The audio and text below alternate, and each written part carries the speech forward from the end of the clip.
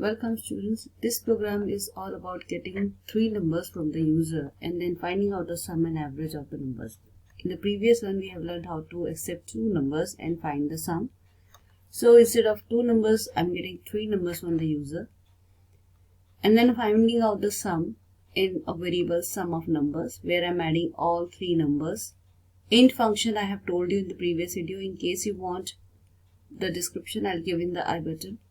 Then to find the average of three numbers, I'll divide the sum, which is stored in sum NOS variable, by 3. And then I'll print the message. After the message, you will put a comma and the name of the variable where you are storing the average.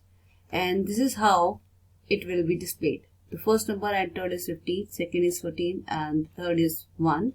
Sum is 30 and average is 10. Hope you like the video. Follow for such videos. Thank you.